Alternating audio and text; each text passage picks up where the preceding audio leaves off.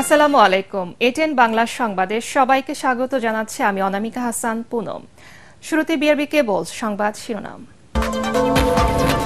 নারী নিপীড়নের প্রতিবাদে উত্তাল দেশের বিশ্ববিদ্যালয়গুলো, দোষীদের গ্রেফতারে স্বরাষ্ট্র উপদেষ্টাকে 24 ঘন্টার আলটিমেটাম, শিক্ষার্থীদের ধর্ষণ বিরোধী মঞ্চ গঠনের ঘোষণা।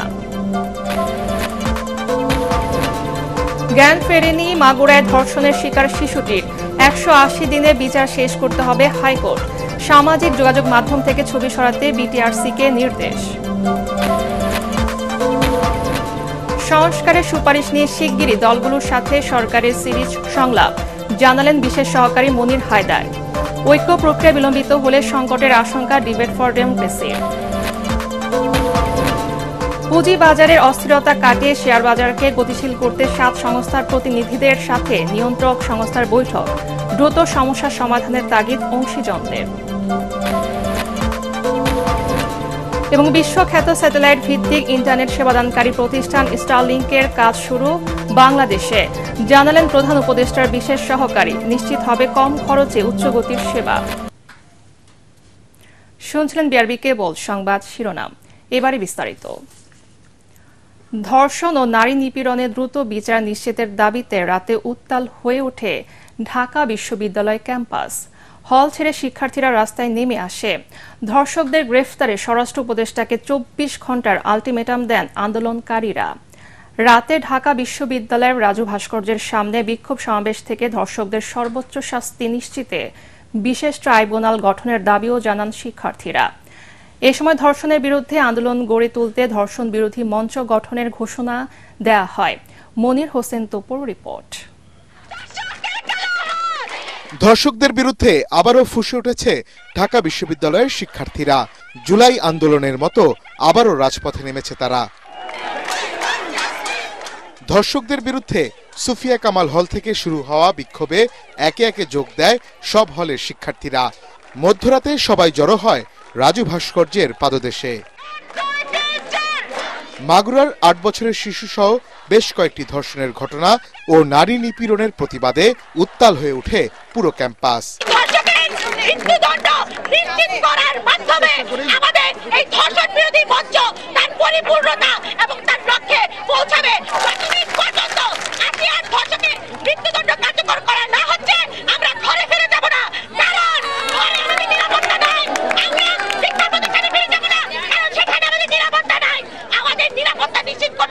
এই ছোট বাচ্চাটার উপর যে নিপীড়ন হয়েছে, আমরা কোনোভাবেই ঢাকা বিশ্ববিদ্যালয়ের শিক্ষার্থীরা এই নিপীড়ন মেনে নিতে পারি না এবং ইন্টারিম গভর্নমেন্টকে অবশ্যই সতর্ক থাকতে হবে যে ছাত্ররা এখনো পর্যন্ত জেগে আছে, ছাত্ররা ঘরে ফিরে যায় নাই। আপনারা যদি এভাবে আইন শৃঙ্খলা পরিস্থিতি এভাবে হেলাফেলা করে হ্যান্ডেল করেন, তাহলে ছাত্রদেরকে আবার যে রাস্তায় আসতে বাধ্য হইতে হবে, এটাই আজকে আমরা রাস্তায় এসে প্রমাণ করেছি। এখান থেকেই ঘোষণা দেয়া হয় ধর্ষণ বিরোধী মঞ্চের। ধর্ষকদের দ্রুত গ্রেফতার করে ফাঁসি নিশ্চিতের দাবি জানায় আন্দোলনকারীরা। ধর্ষণের কাহিনীগুলো ঘটলো, সেগুলোর সর্বোচ্চ শাস্তি দেওয়া হোক, তাহলে যদি একটু মানুষের টনক নড়ে। আমরা চাচ্ছি যে ধর্ষকদের একমাত্রই শাস্তি হবে, সেটা হবে ফাঁসি। অন্তর্বর্তীকালীন সরকারকে আনার পর থেকে আমরা লক্ষ্য করছি সারা দেশ জুড়ে হত্যা, তারপর হচ্ছে নির্যাতন থেকে শুরু করে আপনার ধর্ষণ বেড়ে গিয়েছে। একটা নারী রাস্তায় হাঁটবে, সে যেন কোনো পুরুষ কর্তৃক লাঞ্ছিত না হয়। ছোটবেলা থেকে ছেলে হোক মেয়ে হোক, দুই পক্ষকেই ওইভাবেই তৈরি করা, যাতে তারা অন্য লিঙ্গের মানুষের সম্মান দিতে শেখে। রাত 3টার দিকে রাজু ভাস্কর্য ত্যাগ করে হলে ফিরে যায় শিক্ষার্থীরা। রোববার সন্ধ্যা 7:30টায় বিশ্ববিদ্যালয়ের প্রতিটি হল থেকে মশাল মিছিল নিয়ে রাজু ভাস্কর্যের পাদদেশে বিক্ষোভ কর্মসূচি পালনের ঘোষণা দেন আন্দোলনকারীরা। মনির হোসেন তপু, এটিএন বাংলা, ঢাকা। আগামী 48 ঘন্টার মধ্যে অন্তর্বর্তী সরকারকে ধর্ষকদের সর্বোচ্চ শাস্তি, মৃত্যুদণ্ড নিশ্চিত করার দাবি জানিয়ে বিক্ষোভ করেছেন জাহাঙ্গীরনগর বিশ্ববিদ্যালয়ের শিক্ষার্থীরা। রাত 1:45টার দিকে বিশ্ববিদ্যালয়ের প্রধান ফটক সংলগ্ন ঢাকা আরিচা মহাসড়ক অবরোধ করে বিক্ষোভ করেন তারা। রাত 3টার দিকে অবরোধ তুলে নেন শিক্ষার্থীরা। ধর্ষণের প্রতিবাদে ভোরে বিক্ষোভ মিছিল করেছে খুলনা বিশ্ববিদ্যালয়ের শিক্ষার্থীরা। তারা প্রতিটি ধর্ষণের ঘটনার সুষ্ঠু তদন্ত ও দ্রুততম সময়ের মধ্যে দোষীদের সর্বোচ্চ শাস্তি কার্যকরের দাবি জানিয়ে স্লোগান দেয়। মিছিল শেষে সংক্ষিপ্ত সমাবেশে মাগুরার 8 বছরের শিশু ধর্ষণের ঘটনায় জড়িতদের সর্বোচ্চ শাস্তির দাবি জানানো হয়। এদিকে মাগুরা সহ সকল ধর্ষণের ঘটনার দৃষ্টান্তমূলক শাস্তির দাবিতে রাজশাহী বিশ্ববিদ্যালয়ে বিক্ষোভ মিছিল করেছেন শিক্ষার্থীরা। সকাল 11:30টার দিকে বিশ্ববিদ্যালয়ের প্রধান ফটকের সামনে মিছিলকারীরা অবস্থান নিলে ঘণ্টা খানেকের জন্য রাজশাহী ঢাকা রুটে যান চলাচল বন্ধ হয়ে যায়।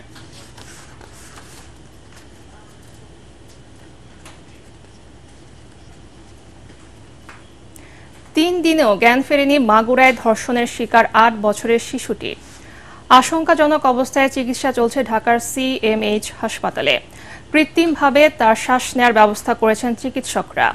হাসপাতালে গিয়ে শিশুটির খোঁজ খবর নিয়ে সর্বোচ্চ চিকিৎসার নির্দেশ দেন স্বরাষ্ট্র উপদেষ্টা।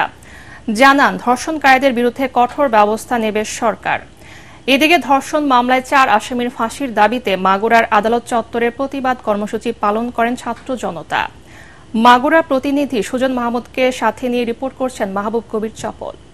স্বজনদের ভালোবাসায় যে শিশুটির আনন্দে দিন কাটানোর কথা, তাদের হাতেই পাশবিক নির্যাতনের শিকার হয়ে জীবন মৃত্যুর সন্ধিক্ষণ এসে অবস্থার অবনতি হওয়ায় ঢাকা মেডিকেল থেকে তাকে নেওয়া হয়েছে CMH-এ। শিশুটিকে দেখতে হাসপাতালে যান স্বরাষ্ট্র উপদেষ্টা। 8 বছরের শিশু আসিয়াকে নিবিড় পর্যবেক্ষণে রেখেছেন চিকিৎসকরা। সর্বোচ্চ ব্যবস্থা নিতে হাসপাতাল কর্তৃপক্ষকে নির্দেশ দিয়েছেন স্বরাষ্ট্র উপদেষ্টা। তিনি জানান, ধর্ষকদের বিরুদ্ধে কঠোর ব্যবস্থা নেওয়া হবে। ধর্ষণের অভিযোগে শিশুটির বোনের স্বামী, শ্বশুর, দেবর ও শাশুড়িকে গ্রেফতার করেছে পুলিশ।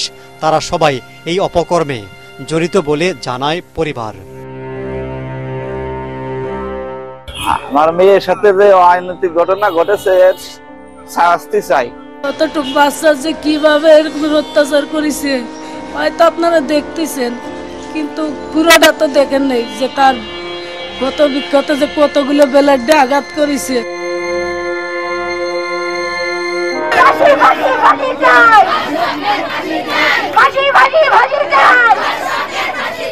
এদিকে ধর্ষকদের ফাঁসির দাবিতে মাগুরা চিফ জুডিশিয়াল ম্যাজিস্ট্রেট আদালতে অনশন করেন ছাত্র জনতা।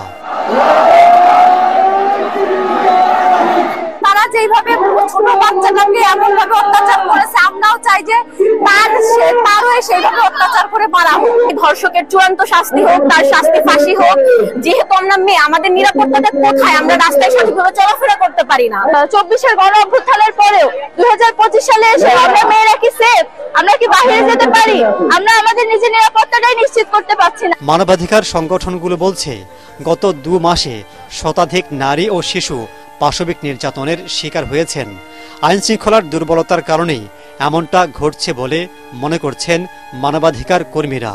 চলতি বছর গত 2 মাসে ধর্ষণের শিকার হয়েছে 108 জন নারী, যাদের মধ্যে 66 জন 18 বছরের কম বয়সী শিশু। যদিও বাংলাদেশের শিশু ও নারী নির্যাতন প্রতিরোধে কঠোর আইন রয়েছে, তবে এগুলোর যথাযথ প্রয়োগ না হওয়ার কারণে অপরাধীরা সহজেই পার পেয়ে যায়। আইনের সঠিক প্রয়োগ নেই এবং ধর্মান্ধতার যে সংখ্যা ধীরে ধীরে বাড়ছে, এই কারণেই কিন্তু নারীদের প্রতি নির্যাতনের ঘটনা প্রতিনিয়ত প্রতি মিনিটে বেড়ে চলেছে। এই অবস্থায় নারীদের নিরাপত্তা নিশ্চিতের দাবি জোরালো হচ্ছে। মাহবুব কবির চপল, ATN বাংলা, ঢাকা। মাগুরায় ধর্ষণের শিকার শিশুটির সব ছবি সামাজিক যোগাযোগ মাধ্যম থেকে অপসারণের নির্দেশ দিয়েছেন হাইকোর্ট। BTRC কর্তৃপক্ষকে তাৎক্ষণিকভাবে এই নির্দেশ বাস্তবায়ন করতে বলা হয়েছে। বিচারপতি ফারা মাহবুব ও বিচারপতি দেবাশিস রায়চৌধুরীর হাইকোর্ট বেঞ্চ স্বপ্রণোদিত হয়ে এই আদেশ দেন। মাগুরায় ধর্ষণের শিকার শিশুটিকে নিয়ে পত্রিকায় প্রকাশিত প্রতিবেদন আদালতের নজরে আনেন ব্যারিস্টার মাহসিব হোসাইন। তিনি শিশুটির স্বাস্থ্য সুরক্ষার জন্য প্রয়োজনীয় ব্যবস্থা নেওয়ার আর্জি জানান। এদিকে মাগুরায় শিশু ধর্ষণের মামলার বিচার 180 দিনের মধ্যে শেষ করার নির্দেশ দিয়েছে হাইকোর্ট।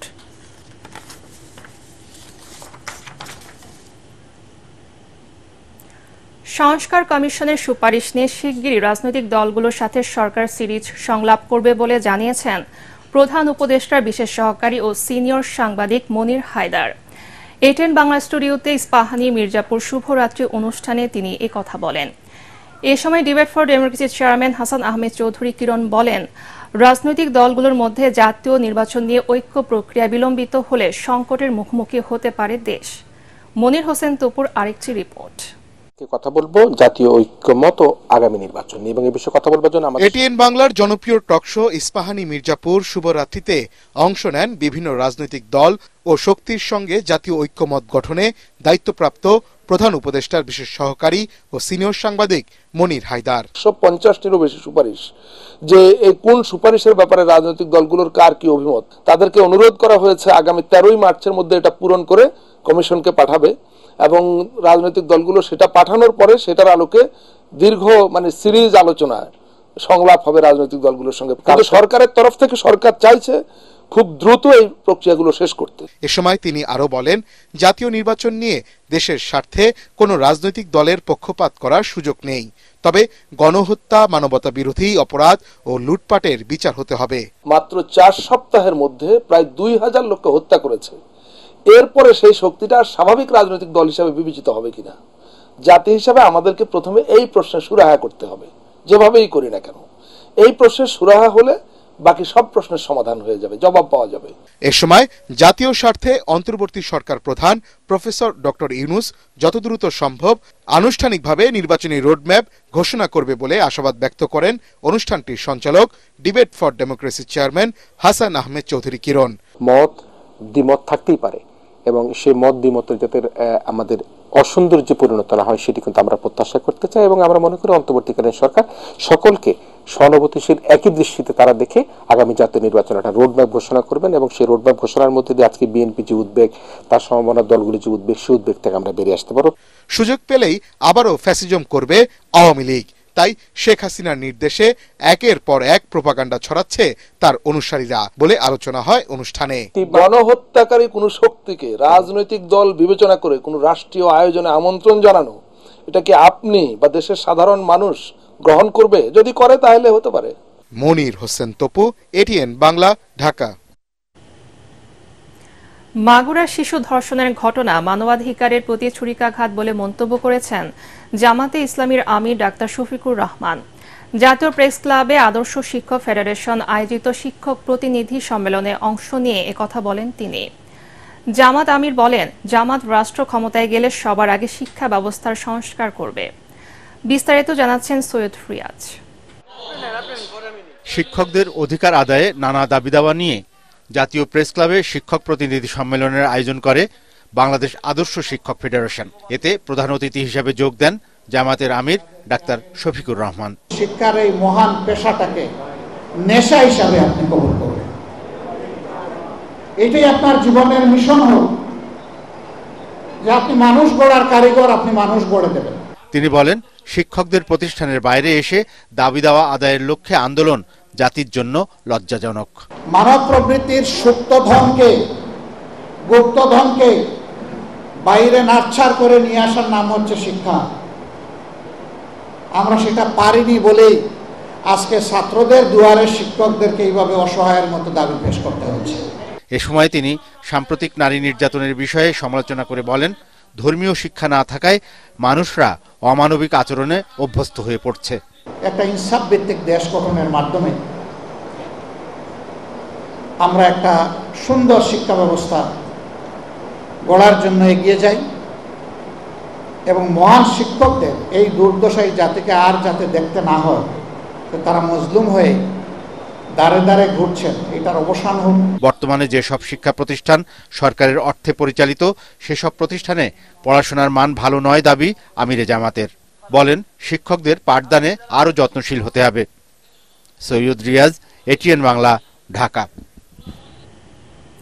পুঁজিবাজারে নিয়ন্ত্রণ সংস্থা বিএসইসিতে চলমান অস্থিরতা নিরসনে সংস্থাটির চেয়ারম্যানের সঙ্গে বৈঠক করেছেন ডিএসসি, সিএসসি, ডিবিএ, সিডিবিএল সহ 7টি সংস্থার প্রতিনিধি দল। বৈঠকে শেয়ার বাজার ও নিয়ন্ত্রক সংস্থার চলমান সংকট নিরসন নিয়ে আলোচনা হয়। বৈঠক শেষে অংশীজনরা সাংবাদিকদের জানান, সমস্যার সমাধানে দ্রুত কার্যকর উদ্যোগ নেয়ার তাগিদ দিয়েছেন তারা। আমরা বিনিয়োগকারীদেরকে বলতে চাই যে আপনারা এই পুঁজিবাজারের উপরে আস্থা হারাবেন না।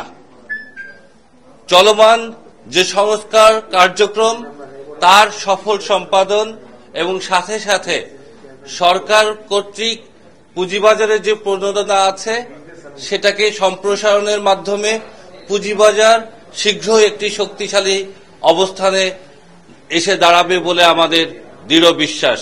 আমাদের সবার প্রচেষ্টায় এই পুঁজিবাজার সমস্ত বাধা অতিক্রম করে সফলতার দ্বারপ্রান্তে পৌঁছে যাবে ইনশাআল্লাহ, এবং আপনারা সবাই সেটার জন্য কাজ করবেন, আমরা সবাই কাজ করব। জুলাই আগস্ট গণহত্যা মামলায় উত্তরা পূর্ব থানার সেই সময়ের ওসি মুজিবুর রহমান ও উত্তরা জোনের এসি জাবেদ ইকবালকে একদিনের জন্য জিজ্ঞাসাবাদের অনুমতি দিয়েছে আন্তর্জাতিক অপরাধ ট্রাইব্যুনাল। মামলার পরবর্তী তারিখ 12 মে ঠিক করেছে বিচারপতি গোলাম মর্তুজা মজুমদারের নেতৃত্বাধীন ট্রাইব্যুনাল। সকালে উত্তরার মামলায় ঢাকা উত্তর সিটি কর্পোরেশনের সাবেক মেয়র আতিকুল ইসলাম, আওয়ামী লীগের শিক্ষা বিষয়ক সম্পাদক শাহিনুর মিয়া, উত্তরার পশ্চিম থানার আওয়ামী লীগের সভাপতি মনোয়ার ইসলাম চৌধুরী সহ 10 জনকে আন্তর্জাতিক অপরাধ ট্রাইব্যুনালে হাজির করা হয়। সকাল 10টার পরে তাদের কাশেমপুর ও কেরানীগঞ্জ কারাগার থেকে ট্রাইব্যুনালে আনা হয়। উত্তরার রিলেটেড যে ঘটনা জুলাই আগস্টের ম্যাসাকারের মামলা, সেখানে আমরা 2 মাসের তদন্ত রিপোর্ট দাখিলের জন্য সময় বৃদ্ধি করার আবেদন জানিয়েছি। আদালত সেটা মঞ্জুর করে 12ই মে পরবর্তী তারিখ নির্ধারণ করেছেন। ওই একই মামলায় 2 জন আসামি এডিসি ইকবাল এবং ওসি মুজিবুর রহমান উত্তরা থানার 2 জনকে জিজ্ঞাসাবাদের জন্য আমাদের তদন্ত সংস্থার কাছে একদিনের জন্য হস্তান্তরের জন্য যে আবেদন ছিল সেটিও আদালত মঞ্জুর করেছে। বাংলাদেশে ব্যবসা ও বিনিয়োগ বাড়াতে কুয়েত সরকারের প্রতি আহ্বান জানিয়েছেন প্রধান উপদেষ্টা ড. মোহাম্মদ ইউনূস। রাষ্ট্রীয় অতিথি ভবন যমুনায় ঢাকায় নিযুক্ত কুয়েতের নবনিযুক্ত রাষ্ট্রদূত আলী তুনান আব্দুল ওহাব হামাদা সৌজন্য সাক্ষাৎ করলে এই আহ্বান জানান প্রধান উপদেষ্টা। আগামী 7 থেকে 9 এপ্রিল ঢাকায় অনুষ্ঠিত হতে যাওয়া বাংলাদেশ ইনভেস্টমেন্ট সামিটে অংশ নেওয়ার আহ্বান জানিয়ে প্রধান উপদেষ্টা বলেন, কুয়েতে বিনিয়োগকারীদের জন্য এতে ব্যবসা সম্প্রসারণের সুযোগ থাকবে। এছাড়া কূটনৈতিক সম্পর্ক, বাণিজ্য, জ্বালানি, খাদ্য নিরাপত্তা ও অভিবাসীদের কল্যাণে 2 দেশ একই সঙ্গে কাজ করার অঙ্গীকার করা হয় বৈঠকে।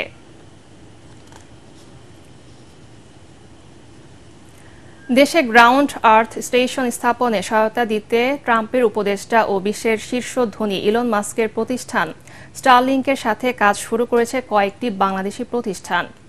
প্রধান উপদেষ্টা ডাক, টেলিযোগাযোগ এবং তথ্য প্রযুক্তি বিষয়ক বিশেষ সহকারী ফয়েজ আহমদ তৈয়ব জানান, বর্তমানে স্টারলিংকের একটি প্রতিনিধি দল বাংলাদেশ সফরে রয়েছে।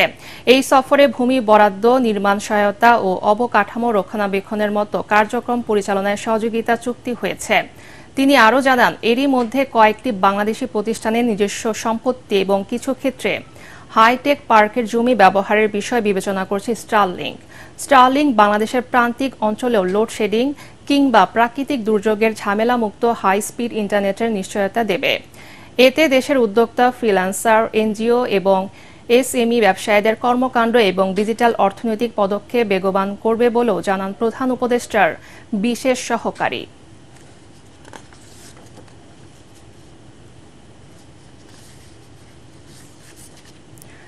জাকাতের অর্থে হাজারো দরিদ্র মানুষকে প্রশিক্ষণ দিয়ে নিশ্চিত চাকরির সুযোগ করে দিচ্ছে আস-সুন্নাহ ফাউন্ডেশন।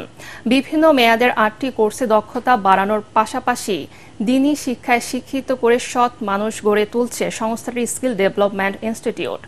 আস-সুন্নাহ ফাউন্ডেশনের প্রতিষ্ঠাতা চেয়ারম্যান শায়েখ আহমাদুল্লাহ বলেন, 2026 সাল থেকে প্রতি বছর 1 লাখ অদক্ষ জনগোষ্ঠীকে প্রশিক্ষণ দিয়ে দেশের বেকারত্ব দূর করার লক্ষ্য। রিপোর্ট করছেন আদ্দিন সজীব।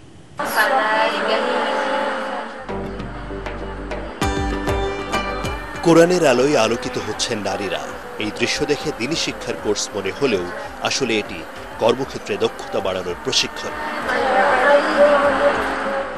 দিন বদলের চেষ্টায় স্মার্ট টেইলারিং এবং ফ্যাশন ডিজাইনিং শিখছেন তারা। বেকারত্ব আর নয়, উপার্জন করে পরিবারে স্বস্তি আনাই তাদের লক্ষ্য, যা অর্জনের পথ সহজ করে দিয়েছে আস-সুন্নাহ ফাউন্ডেশনের স্কিল ডেভেলপমেন্ট ইনস্টিটিউট।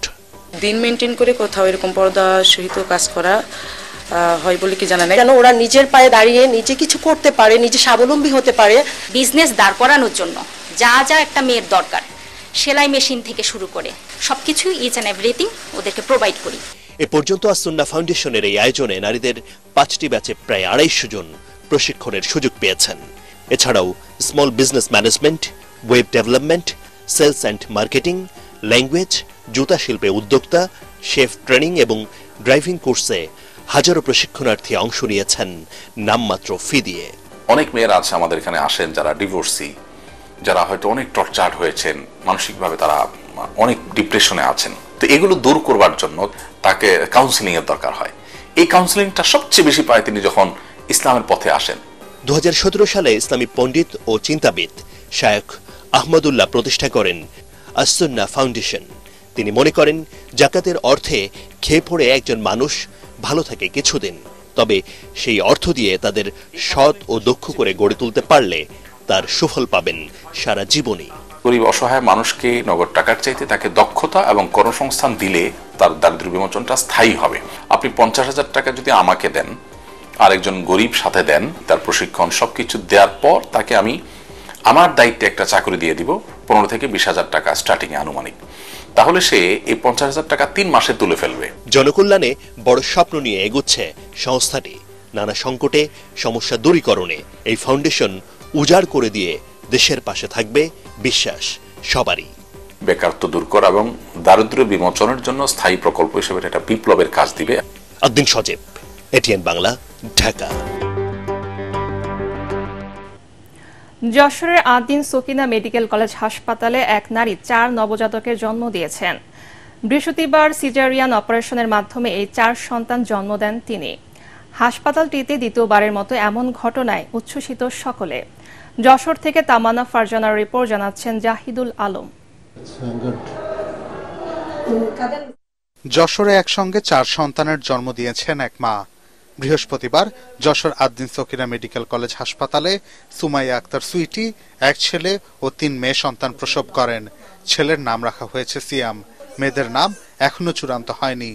একসঙ্গে 4 সন্তানের জন্ম নেয় খুশি মোদাসের আলী ও সুমাইয়া আক্তার সুইটি দম্পতি। টুইন বের করার পরে বলছে ডাক্তারে যে আর একটাও রয়েছে মনে হচ্ছে, এরকম একটা ব্যাপার। পরে আরেকটা বের করার পরে বলছে আর একটাও আছে।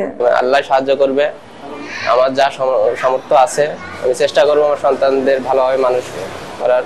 হাসপাতালের উপপরিচালক ডাক্তার শিলা পোদ্দারের তত্ত্বাবধানে সিজার শেষে নবজাতকরা এখন শিশু বিশেষজ্ঞ মশিউল হাসনাতের তত্ত্বাবধানে চিকিৎসাধীন রয়েছেন। সিজার করার পরে দেখা গেল যে একটা ছেলে এবং 3টে মেয়ে। আল্লাহর একটি লাখ লাখ শুকরিয়া যে মা এবং হলো তাদের পরিবার খুবই খুশি। বর্তমানে মা এবং বাচ্চা দুইজনেই ভালো আছে। এদিকে একসাথে 4 নবজাতকের জন্মের কথা শুনে তাদের দেখতে ভিড় করছেন উৎসাহী অনেকেই।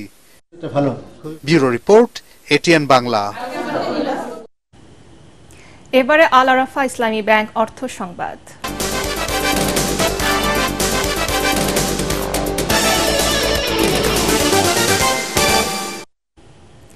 আমের মৌসুম আসতে এখনো কয়েক মাস বাকি, অথচ এই অসময়েও চাঁপাইনবাবগঞ্জের কোনো কোনো বাগানে দেখা মিলছে পাকা আমের। বিশেষ করে এই রমজান মাসের চাহিদাকে মাথায় রেখে 12 মাসি জাতের কাটিমন আম চাষ করেছেন অনেক কৃষি উদ্যোক্তা। বাজারে চাহিদা থাকায় ভালো দামও পাচ্ছেন তারা। চাঁপাইনবাবগঞ্জ প্রতিনিধি নাসিম মাহমুদের পাঠানো রিপোর্ট, জানাচ্ছেন খায়রুল ইসলাম।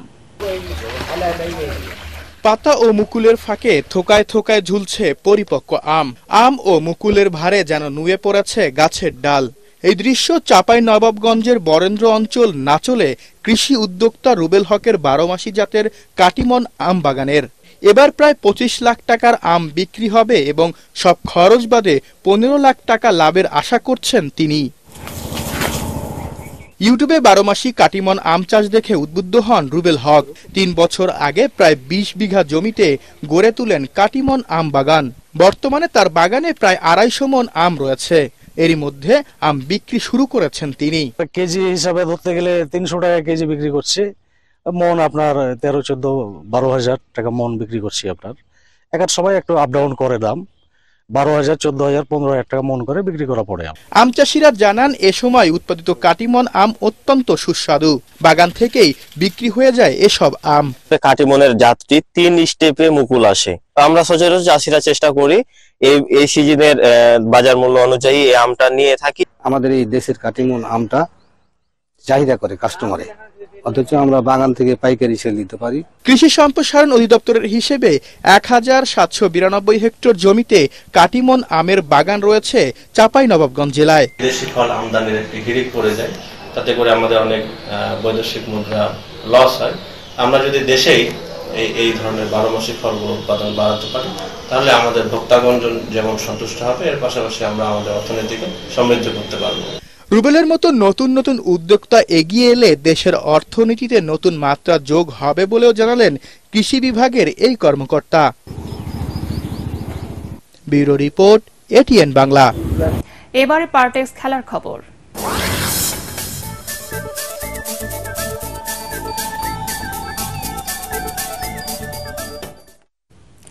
আগেরবার চ্যাম্পিয়ন্স ট্রফির ফাইনালে উঠেও শিরোপা জিততে পারেনি ভারত। এবারে ফাইনালটি হলো ভারতের জন্য এক যুগের শিরোপা খরা কাটানো। তবে নিউজিল্যান্ডের অপেক্ষাটা আরও দীর্ঘ।